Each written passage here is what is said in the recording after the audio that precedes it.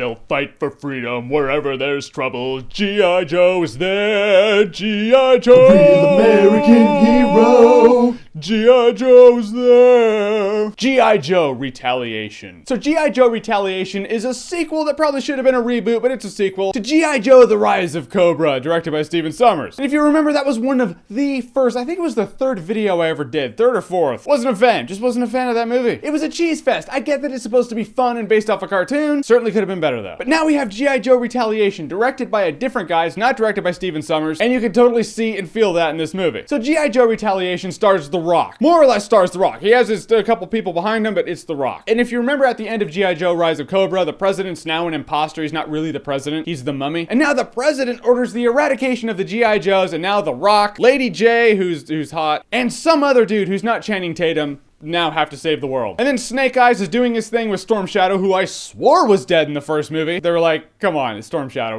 We gotta have him in the sequel. What's Snake Eyes going to do except be awesome if Storm Shadow's not in it? And now we have a G.I. Joe movie that's more like the G.I. Joe movie I wanted to see the first time, but still isn't really perfect. I'm not asking a G.I. Joe movie to be perfect, but at least be a great G.I. Joe movie. This movie is enjoyable. It's popcorn fun. You have the Cobras who have now taken control of the White House, but not in that Olympus has fallen kind of way, although they do have a thing called Zeus. Apparently Olympus is a big thing this year when it comes to the White House. The movie, a lot better than G.I. Joe Retaliation, still does have its problems. First of all, the movie slows down halfway through the movie. You're like, all right, yeah, sweet, popcorn movie. It's G.I. Joe. It's all cool. Things are blowing up. Then the movie slows down, but not in that story-based kind of way, in that messy, convoluted kind of way. The Rock has to find out what's going on. Then it goes over to Snake Eyes, who's separated from the Joes, but he's on his own quest. Everyone seems separated, and you're like, hey, focus.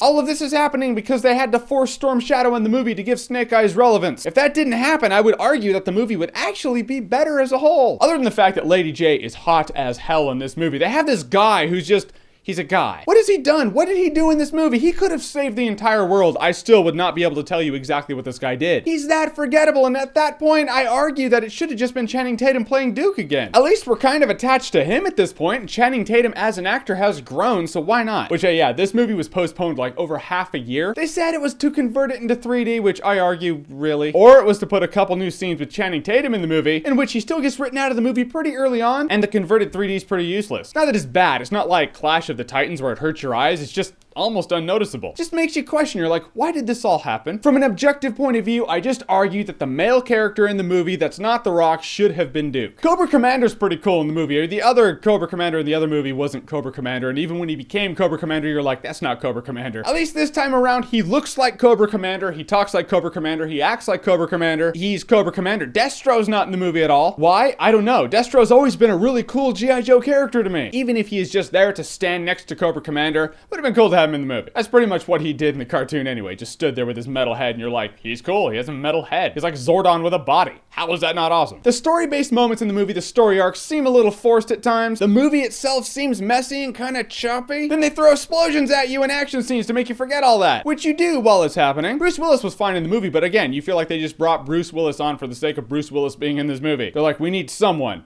Bruce, come on. And the movie's a lot more down to earth, and that's what I wanted to see in the first movie, is that they don't have those weird Mega Man outfits. The G.I. Joe base isn't some underground Technodrome base that you have to use the modules from Ninja Turtles to get to. It's a base that's on the surface that can conveniently get wiped out now. I'll say the movie is enjoyable enough, but I'm not going to go out there to see it again. I think what's going to happen with this movie is called rule of contrast. Know that phrase. What rule of contrast is things might not be so bad when they're first compared to something that's worse. Example, you go to the car dealership. They show you the $25,000 car first, and you're like, I don't know about the $25,000 car. And they're like, well, we do have this $20,000 car. You're like, oh, that's $5,000 cheaper. I'll take that. If they opened with the $20,000 car, you wouldn't have bought anything. See what I mean? Rule of contrast. That's what G.I. Joe Retaliation is. Because the movie is going to be compared in the minds of people to G.I. Joe The Rise of Cobra, which was not good, G.I. Joe Retaliation is going to seem a lot better than it actually is. So is the movie enjoyable? Yes, in that simple popcorn flick kind of way. Is G.I. Joe Retaliation good? Well, when compared to G.I. Joe The Rise of Cobra, yes. As a movie in and of itself, it's enjoyable, but I don't care if I ever see it again, so that kind of speaks for itself. But G.I. Joe Retaliation as a whole, I would say, would probably be a good time